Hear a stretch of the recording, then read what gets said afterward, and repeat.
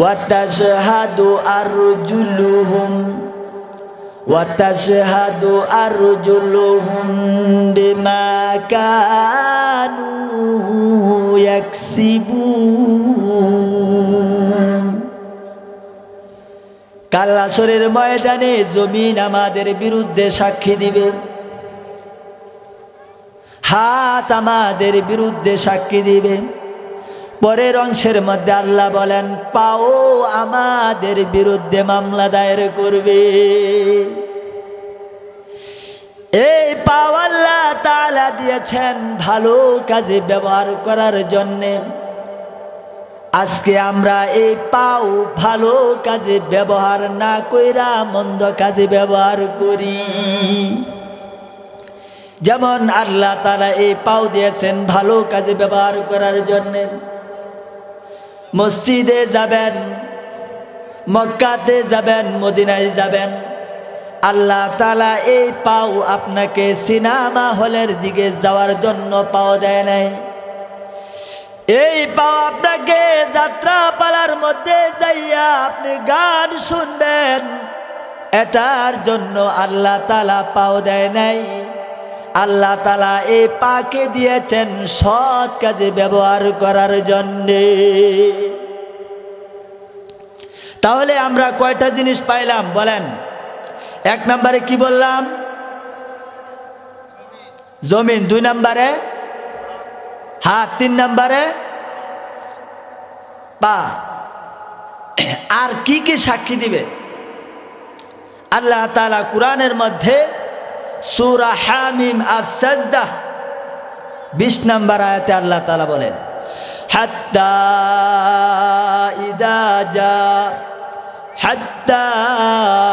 ইদা মা জাউহা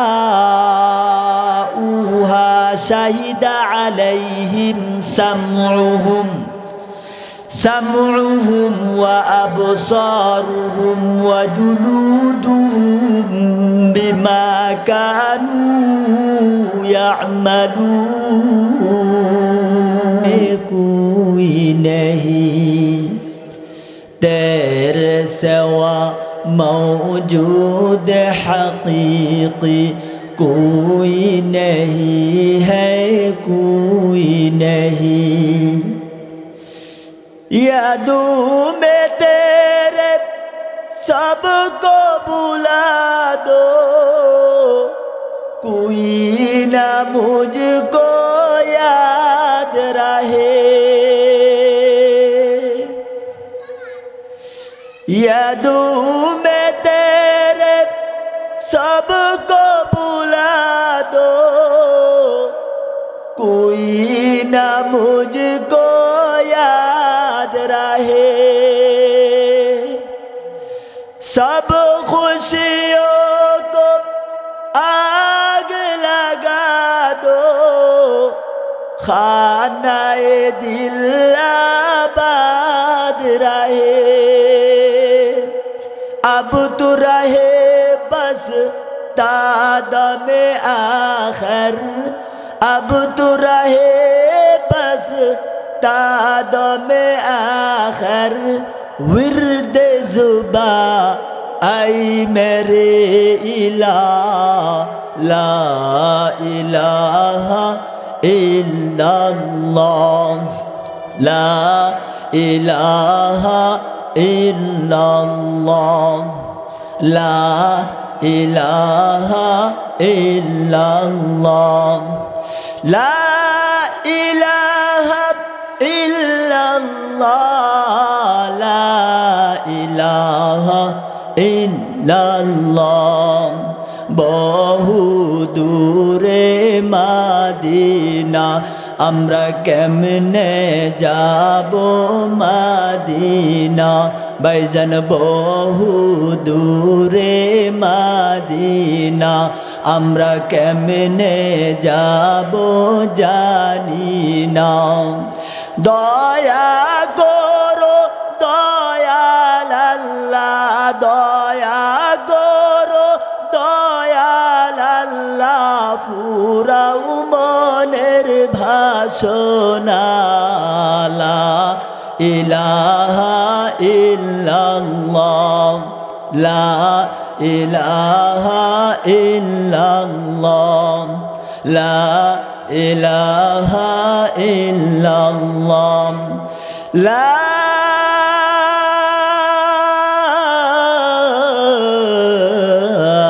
ইলাহা ইল্লাল্লাহ মুহাম্মাদুর রাসূলুল্লাহ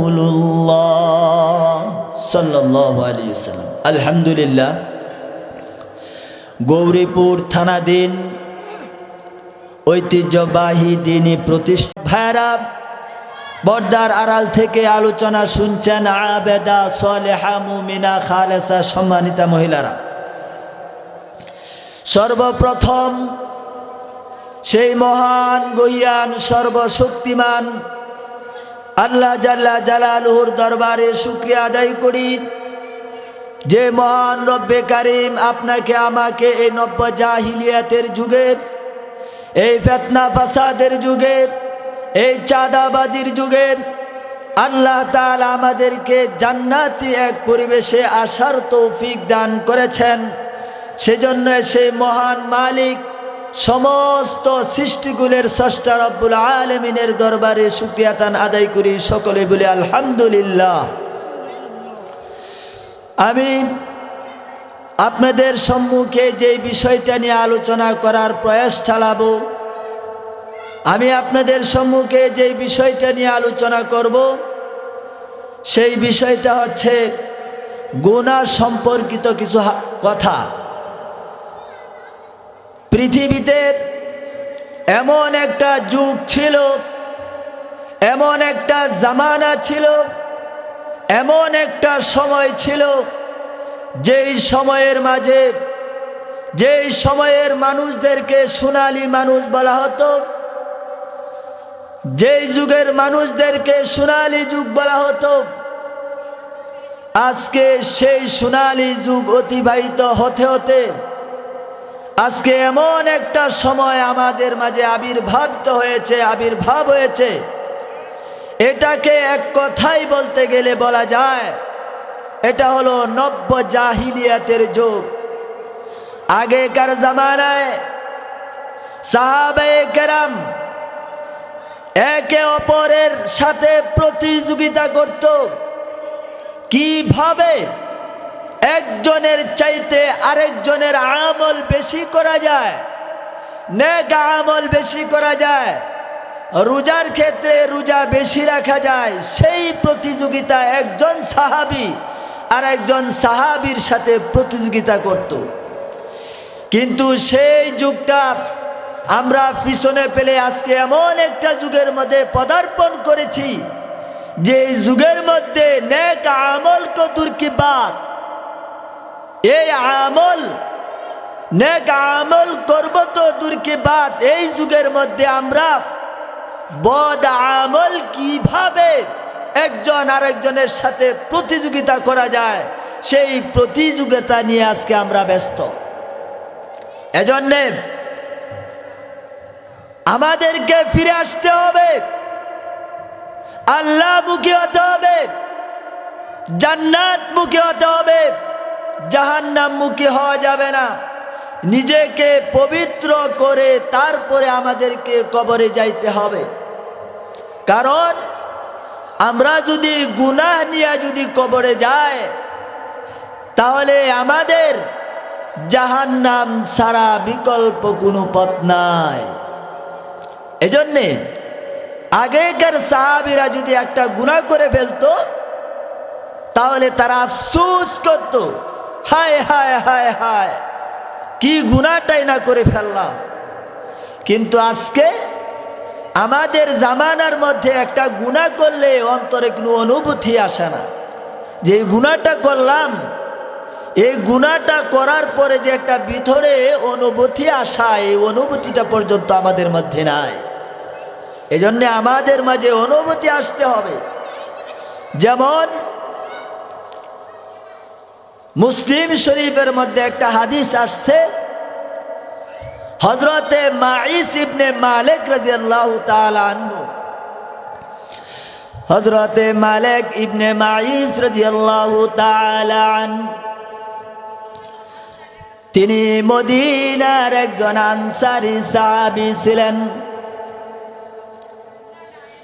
ওই আনসারী সাহাবী একটা বড় ধরনের পাপ কইরা নবীর সামনে আইসা দাঁড়ায় গেছে।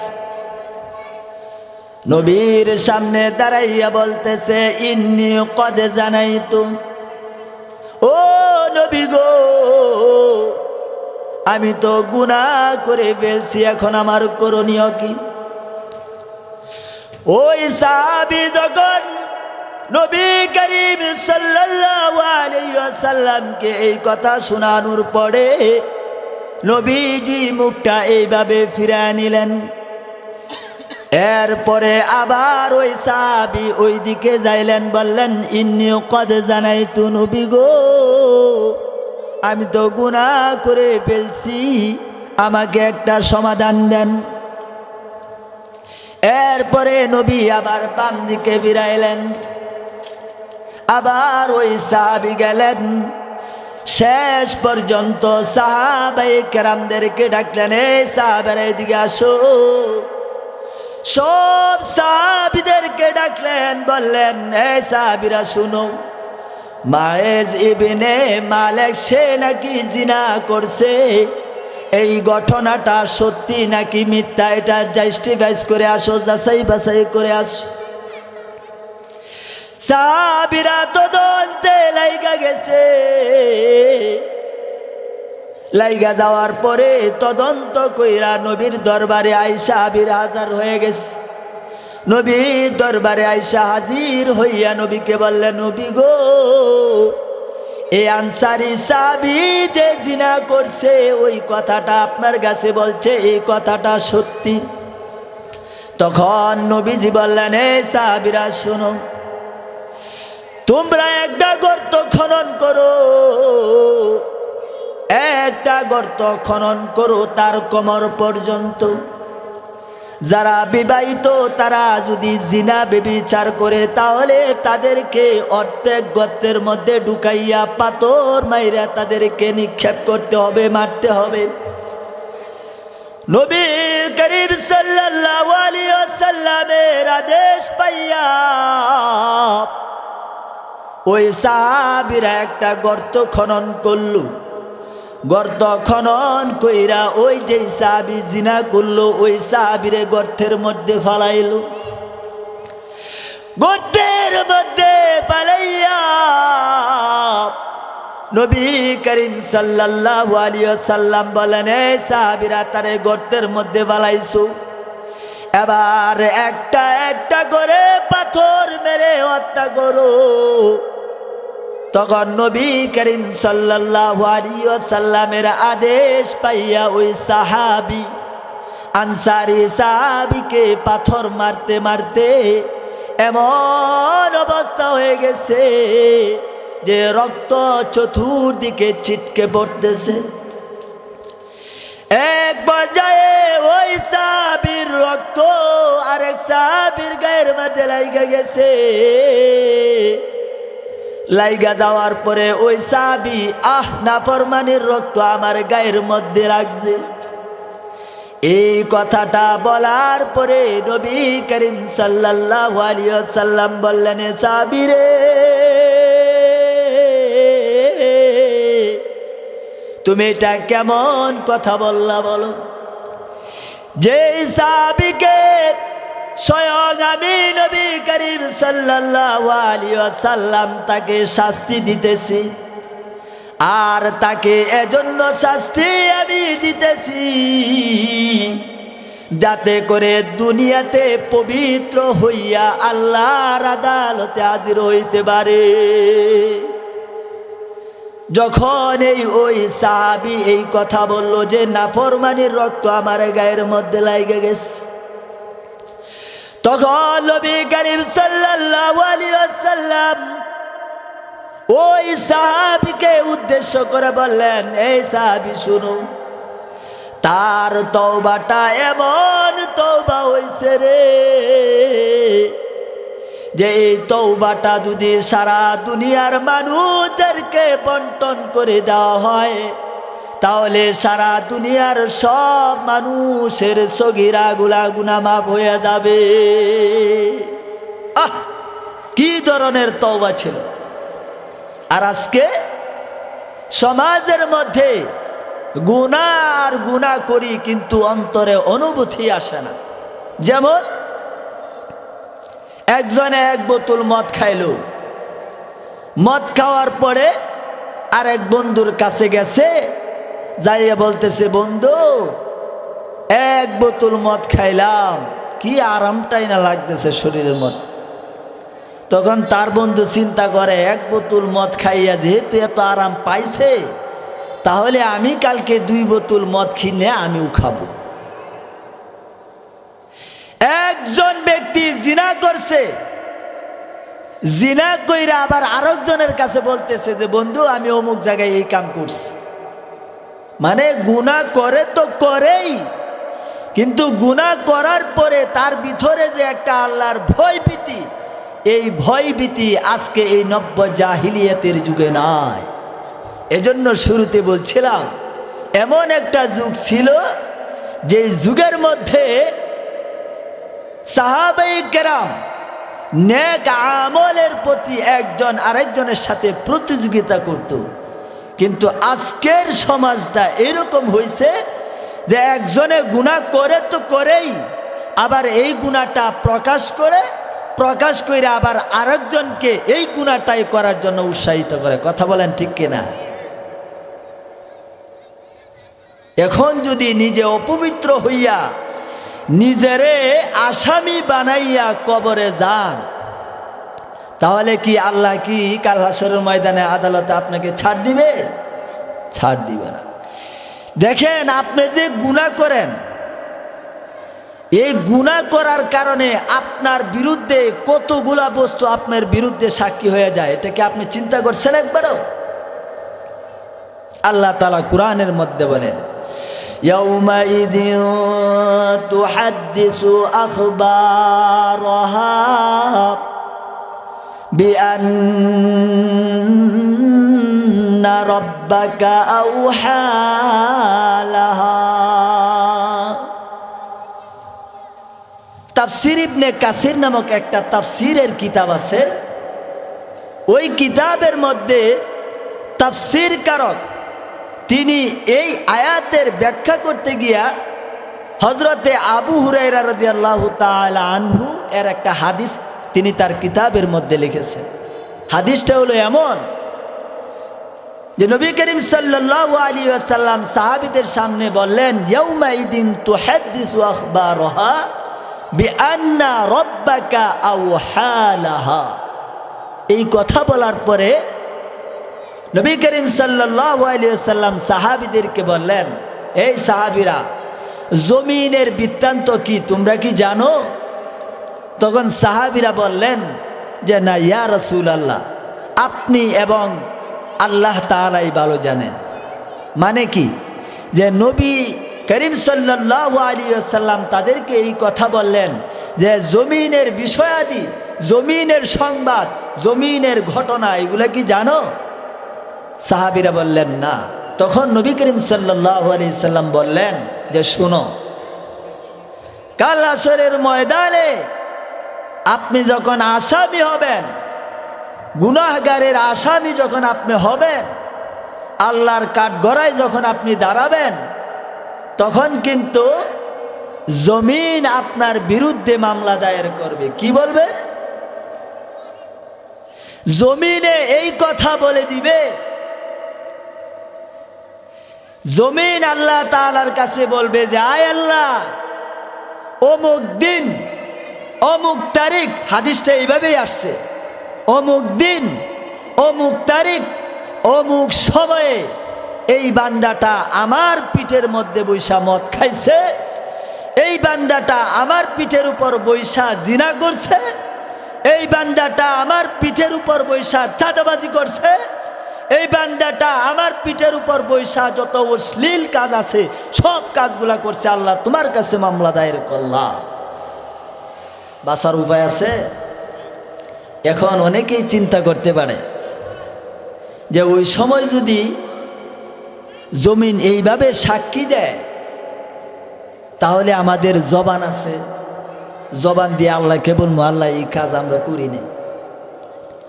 জবানের আলোচনার আগে আরেকটু আলোচনা করি। যে জমিনের মধ্যে আমরা খেজুরের সিজনে খেজুর লাগাই, কাঁঠালের সিজনে ওই জমিন আমাদেরকে কাঁঠাল দেয়, খেজুরের সিজনে খেজুর দেয়, আনারসের সিজনে আনারস দেয়, আপেলের সিজনে আমাদেরকে আপেল দেয়। কিন্তু বান্দা মনে রাখবেন, এমন একটা সময় আসবে ওই জমিন এই কাল হাশরের ময়দানে আল্লাহর আদালতে মামলা দায়ের করবে। জমিন বলবে প্রভু গো, আমার পিঠের মধ্যে বৈশা মদ খাইছে, আল্লাহ তোমার কাছে ওই বান্দার বিরুদ্ধে আমি মামলা দায়ের করলাম। জমিনের আরেক অংশ বলবে আল্লাহ ও আমার পিঠের উপর বৈশা জিনা করছে, আল্লাহ তোমার কাছে মামলা দায়ের করলাম। জমিনের আরেক অংশ বলবে মালিক আমার পেটের উপর বৈশা চাঁদাবাজি করছে, মালিক তোমার কাছে বিচার দিলাম, তোমার কাছে মামলা দায়ের করলাম। এইভাবে যদি আমাদের সব কিছুর বিচার যদি আল্লাহর আদালতে মামলা দায়ের করে, তাহলে আমরা এতটুকুন আলোচনার মধ্যে বুঝতে পারলাম যে জমিন কাল হাশরের ময়দানে আমাদের পক্ষে সাক্ষী দিবে না, বরঞ্চ জমিন আমাদের বিরুদ্ধে মামলা দায়ের করবে। এখন আপনার আমার প্রশ্ন হতে পারে, হুজুর জমিন শুধু খালি মামলায় দায়ের করবে, মামলায় দায়ের করবে, বিষয়টা এমন না। আজকে যে জমিনের মধ্যে বৈশা আপনি আলোচনা শুনতেছেন, কোরআনের আলোচনা, এমন হইতে পারে কাল হাশরের ময়দানে বলবে সলিমউদ্দিন তুমি তো এমুক তারিখে বাদ মাগরিবের পরে কোরআন হাদিসের আলোচনা শুনছো, তাহলে ওই জমিন আল্লাহ তাআলার কাছে যত নেক কাজ আছে, এই নেক কাজের প্রতিও আল্লাহ তাআলার কাছে বলবে যে আল্লাহ এই কাজ করছে। মোট কথা জমিনে যা কিছু করবেন সব কিছুই আল্লাহর আদালতে হাজির করা হবে। এবার আপনি আমি বলতে পারি যে জমিন যখন এই কথা বলবে, তখন আল্লাহর সামনে বলবো আল্লাহ এগুলা করি নাই, এই কাজগুলা করি নাই, এই চুরি আমি করি নাই, এই জিনা করি নাই, এই সাদাবাজির সন্ত্রাসী কোনো কিছুই করি নাই। এই কথা অনেক বান্দারা বলবে জবান দিয়ে আল্লাহর সামনে, এই কথা বলারও সুযোগ না। আল্লাহ কুরআনের মধ্যে বলেন আল-ইয়াউমা নাখতিমু আলা আফওয়াহিহিম আল-ইয়াউমা নাখতিমু আলা আফওয়াহিহিম ওয়া তুকাল্লিমুনা আইদিহিম ওয়া তাশহাদু আরজুলুহুম বিমা কানু ইয়াকসিবুন। কাল হাশরের ময়দানে আপনি জবান দিয়ে যখন এই কথা বলতে যাবেন, তখন আল্লাহ তাআলা আপনার জবানের মধ্যে তালা লাগায়া দিবে। জবানের মধ্যে আল্লাহ তাআলা মোহর মারে দিবে, নাখতিমু আলা আফওয়াহিম, আপনার জবানের মধ্যে মোহর মাইরা দিবে। যদি জবানের মধ্যে যদি তালা লাগায়া দেয়, তাহলে এই জবান ছাড়া শরীরে যত কিছু আছে সব কিছু আমার বিরুদ্ধে মামলা দায়ের করবে। তাহলে এই কথাটা মনে রাখবেন, এক নম্বরে আমাদের বিরুদ্ধে মামলা দায়ের করবে কে? জমিন। কথাগুলা মনে রাখবেন, এক নাম্বার কি? জমিন। দুই নাম্বার হলো আল্লাহ তাআলা পরের অংশের মধ্যে বলেন ওয়াতুকাল্লিমুনা আইদিহিম, কাল হাসরের ময়দানে শুধু জমিন সাক্ষী দিবে না, কাল হাসরের ময়দানে এই হাত আপনার বিরুদ্ধে মামলা দায়ের করবে। মনে রাখবেন, এমন একটা সময় হবে রে, কাল হাসরের ময়দানে এই হাতও আপনার বিরুদ্ধে মামলা দায়ের করবে। আজকে সমাজের মধ্যে এই হাত দিয়া কি গুনাহ করি, এটা আমরা নিজের বিবেককে প্রশ্ন করলে নিজে নিজে নতিজা পাওয়া যাবে। আজকে অনেক সময় আমরা ক্ষেত যখন আইল কাটতে যায়, অনেক সময় আমাদের গ্রাম্য ভাষায় বলি আইল, আইলটা হইল এক হাত। যখন ক্ষেত কি জিনিস বলে এটারে, ওই যে কুদাল দিয়া কুবায়, কুবাইতে কুবাইতে ওই এক হাত আইলকে 4 আঙ্গুল আইল বানায় ফেলা। তাহলে আপনি যে আরেকজনের হক নষ্ট করলেন, তাহলে এই হক নষ্ট করছেন, এটারও এক বিচার। আবার হাত দিয়া যে আপনি আইল কাটলেন, এই আইল কাটার কারণেও এই হাত কাল হাসরের ময়দানে আল্লাহর আদালতে মামলা দায়ের করবে। এজন্যে হাত দ্বারা কমপক্ষে আমাদের গুনাহ করা যাবে না। তাহলে বললাম, এক নাম্বার জমিন আমার বিরুদ্ধে সাক্ষী দিবে, হাত আমার বিরুদ্ধে সাক্ষী দিবে। এরপরের অংশের মধ্যে আল্লাহ তাআলা বলেন ওয়াতাশহাদু আরজুলুহুম ওয়াতাশহাদু আরজুলুহুম বিমা কানু ইয়াকসিবুন। কাল হাসরের ময়দানে জমিন আমাদের বিরুদ্ধে সাক্ষী দিবে, হাত আমাদের বিরুদ্ধে সাক্ষী দিবে। পরের অংশের মধ্যে আল্লাহ বলেন পাও আমাদের বিরুদ্ধে মামলা দায়ের করবে। এই পাও আল্লাহ তাআলা দিয়েছেন ভালো কাজে ব্যবহার করার জন্যে। আজকে আমরা এই পাও ভালো কাজে ব্যবহার না কইরা মন্দ কাজে ব্যবহার করি। যেমন আল্লাহ তাআলা এই পাও দিয়েছেন ভালো কাজে ব্যবহার করার জন্যে। মসজিদে যাবেন, মক্কাতে যাবেন, মদিনায় যাবেন, আল্লাহ তাআলা এই পাও আপনাকে সিনেমা হলের দিকে যাওয়ার জন্য পাও দেয় নাই। এই পাও আপনাকে যাত্রা পালার মধ্যে যাইয়া আপনি গান শুনবেন, এটার জন্য আল্লাহ তাআলা পাও দেয় নাই। আল্লাহ তাআলা এই পাকে দিয়েছেন সৎ কাজে ব্যবহার করার জন্যে। তাহলে আমরা কয়টা জিনিস পাইলাম বলেন? এক নম্বরে কি বললাম? জমিন। দুই নম্বরে হাত। তিন নম্বরে পা। আর কি কি সাক্ষী দিবে? আল্লাহ তাআলা কুরআনের মধ্যে সূরা হামিম আস-সাজদা 20 নম্বর আয়াতে আল্লাহ তাআলা বলেন হাত্তা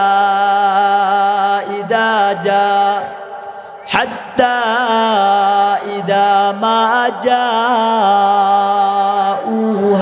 শাহিদা আলাইহিম সামউহুম ওয়া আবসারুহুম ওয়া জুলুদুহুম বিমা কানু ইয়ামালুন।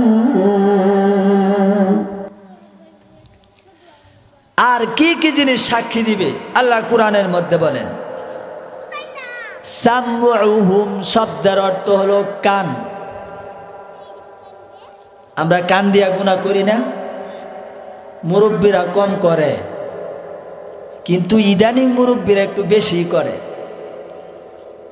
মুরের বাজারে গেলে দেখা যায়, মানে চাষটল যতগুলা আছে, চাষটল দোকানের মধ্যে যুবক পোলাপানে একটাও দেখা যায় না। যা দেখা যায় সবগুলা মুরব্বী, নিজের চোখে দেখা। আবার এমন এমন নাচ গান দেখতেছে যে কোনো মুরব্বী, দাড়ি পাখা মুরব্বী, সে টিভির দিকে চাইয়া চাইয়া দেখতেছে, তার তো শরম নাই। আমার মনে হয় যে শয়তানে দেখেও তারা লজ্জা পায়। এই দাড়ি পাখা নিয়ে কিভাবে টিভির সামনে গিয়া বসে। তাহলে কি বললাম যে মুরব্বীরা তারা দেখছি টিভি দেখে, টিভি দেখে তো দেখে, আবার বাড়িতে আইসা বলে অমুকের ছবি দেখলাম, অমুকের মুখ দেখলাম, অমুকের এটা দেখলাম, তমুক দেখলাম। আহা, এক পাও কবরের মধ্যে আছে আর এক পাও জমিনে হাঁটতেছে, এরপরেও গুনাহ যে করছে এটার অনুভূতিটাই নাই। 2 দিন পরে যে মারা যাইব ওটার কোনো অনুভূতি নেই। মৃত্যু যখন আসে তখন কি আপনাকে বইলে আসবে? আল্লাহ কুরআনের মধ্যে বলেন ওয়ালিকুল্লি উম্মাতিন আজাল ফাইদা জাআ আজালুহুম লা ইস্তাখিরুনা সাআতাও ওয়া লা ইস্তাকদিমুন। মৃত্যুর সময় যখন আসবে, 1 সেকেন্ড এদিকেও হবে না, 1 সেকেন্ড আগেও হবে না, 1 সেকেন্ড পিছেও হবে না। যখন এই সময় আসবে তখনই আপনার মৃত্যুর সময় হয়ে যায়। বিগত কয়েকদিন আগে ফেসবুকে দেখলাম এক জামাত ইসলামের বক্তা আলোচনা করতেছে, ভালো আলোচনা করতেছে, করতে করতে করতে করতে হঠাৎ করে মালাকুল মউত আইসা হাজির হয়ে গেছে। টাইম নাই। এমনও হইতে পারে আপনার মৃত্যু মসজিদেও হইতে পারে, এমনও হইতে পারে আপনার মৃত্যু আল্লাহ না করুক টয়লেটেও হইতে পারে, এমনও হইতে পারে আপনি কাজ করতেছেন এই মুহূর্তেও আপনি হইতে পারে। এজন্যে মৃত্যুর জন্য প্রস্তুতি থাকা। তাহলে যেটা বলতেছিলাম, সামউহুম, আপনার কান আপনার বিরুদ্ধে সাক্ষী দিবে। আজকে কত যুবক, আজকে কত যুবক এই শীতকালে কম্বলের নিচে হেডফোন লাগায়া বাস ডিজে গান শুনতেছে। সে ভাবতেছে যে গান তো শুনতেছি, কেউ দেখুক বা না দেখুক, দেখে কে? আল্লাহ কি কম্বলের নিচে দেখে না? বাস 100 গিয়ারে হেডফোনের সাউন্ড দিয়া ডিজে গান শুনতেছে, বাংলা গান, ইংলিশ গান, বাজনা বাজিত গান শুনতে আছে, শুনতে আছে। তাহলে আমরা এতটুকুন বুঝলাম যে কাল হাসরের ময়দানে কানও আমাদের পক্ষে সাক্ষী দিবে না বিপক্ষে সাক্ষী দিবে? যেগুলা বলতেছি এটা শুধু আমাদের বিরুদ্ধে সাক্ষী দিবে, যেগুলা অসৎ কাজ ওইগুলাই সাক্ষী দিবে। বিষয়টা এরকম না। এই কান দিয়ে যদি আপনি কোরআন তেলাওয়াত করেন তাহলে কোরআনে কাল হাসরের ময়দানে বলবে যে এই বান্দা আমার কোরআন তেলাওয়াত শুনছে। এরপরে আল্লাহ তাআলা বলেন ওয়া আবসারুহুম, আপনার চোখ আপনার বিরুদ্ধে মামলা দায়ের করবে। আজকে সমাজের মধ্যে এই চক্ষু দিয়া কত গুনাহ করতেছি, এই গুনার কোনো হিসাব নাই। এই চক্ষু দিয়া আমরা ছবি দেখি, যেইগুলা দেখা যায় নাই ওইগুলাও দেখি। কিন্তু মনে রাখবেন এই চোখগুলাও কাল হাসরের ময়দানে আল্লাহর আদালতে মামলা দায়ের করবে। আলোচনা শর্ট করতেছি। এরপরে ওয়াজুলুদুহুম, আয় হায়, একটা জিনিস চিন্তা করে পারা যায় না, এতগুলা জিনিস যদি আমার বিরুদ্ধে মামলা দায়ের করে, এক মামলায় সামলাইতে তো অনেক কিছু। এখন যদি প্রত্যেকটা বস্তু যেইগুলা বললাম, প্রত্যেকটা বস্তু যদি এইভাবে একের পর এক মামলা আল্লাহর কাছে দিতে থাকে, তাহলে আপনি দুনিয়ার জমিনে, আসমানের নিচে জমিনের উপরে কত বড় অপরাধী ছিলেন এখন আপনি চিন্তা করে দেখেন। আজকে দুনিয়ার জমিনে যদি একটা আসামি হয়, মার্ডার কেসের আসামি, অমুক আসামি, তমুক আসামি, তাহলে ওই আসামি পলায়া পলায়া বেড়ায় না?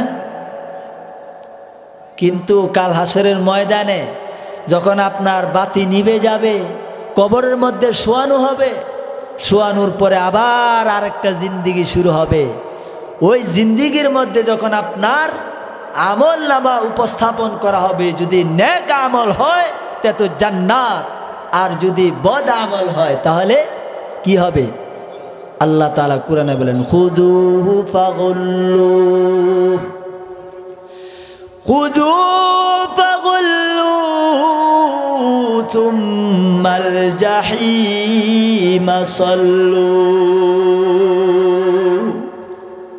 কাল হাসরের ময়দানে আল্লাহ তাআলা যখন আপনার সব বিপদ দেখবেন, আমল করার পরে যখন দেখবেন যে আপনাকে জাহান্নামে দেওয়া হবে, আল্লাহ রাব্বুল আলামিন ফেরেশতাদেরকে বলবে, খুদু ফাদিলু, এই ফেরেশতারা ধরো ধরো,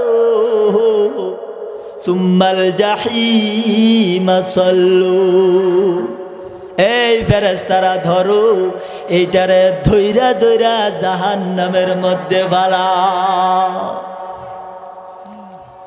ফেরেশতারা কি আদর করে জাহান্নামে নিব নাকি শাস্তি দিয়া জাহান্নামে নিব? হ্যাঁ, কেমন শাস্তি? হাতে ধরে নিয়ে যাব নাকি? তাফসীরের কিতাবের মধ্যে আসছে, তাফসীর ইবনে কাসিরের মধ্যে আসছে কি, যে ফেরেশতারা যে আপনার কাছে জাহান্নামে নিয়ে যে ফালাইব, হাতে ধইরে আদর করে না ফালাইব না, বিশাল লম্বা একটা শিকল থাকবে। একটা শিকলের আংটা 7 আসমান 7 জমিন, এক একটা শিকলের আংটা হবে। মানুষটা কত বড় হবে এলা চিন্তা করে। আর এই শিকলটা সাধারণত হাতের মধ্যে বাইন্ধা, পাওয়ার মধ্যে বাইন্ধা তারপরে নিবে, এরকম না। না, তাফসীরের কিতাবের মধ্যে আসছে যে আপনার পায়খানার রাস্তা দিয়ে এই শিকল ঢুকাবে, আর নাকের ছিদ্র দিয়ে আপনার ওই শিকলটা বাহির করবে। চিন্তা করছেন? একটু চিন্তা করেন। আসলে আমাদের বর্তমান জামানায় যে পরিমাণে, বাংলাদেশে যে পরিমাণে আলোচনা হয় বড়দের কথা, বহির্বিশ্বে এত পরিমাণে মাহফিল হয় না বলে ওনারা জানিয়েছেন। কিন্তু আমাদের এক একটা গ্রামে এমনও হয় 2টা 3টা করে মাহফিল হয়। তো মাহফিল হইলে কি হইব? এই যে আজকে আমরা এনে শুনুন, বাস সকালবেলা থেকে আগে যেমন করতাম তেমনই করব, শুধু খালি খানের মজা নিলাম। এজন্যে আমরা সমস্ত গুনাহ থেকে পানা থাকতে হবে, বিরত থাকতে হবে। তাহলে লাস্ট যেটা বলি, ওয়াজুলুদুহুম, চামড়া, গায়ের চামড়াও আপনার বিরুদ্ধে কাল হাসরের ময়দানে মামলা দায়ের করবে। আল্লাহ তাআলা আমাদের সকলকে সমস্ত গুনাহ থেকে, সমস্ত ফাহেশা কাজ থেকে আল্লাহ তাআলা আমাদেরকে হেফাজত করুন। সকলে জুড়ে বলি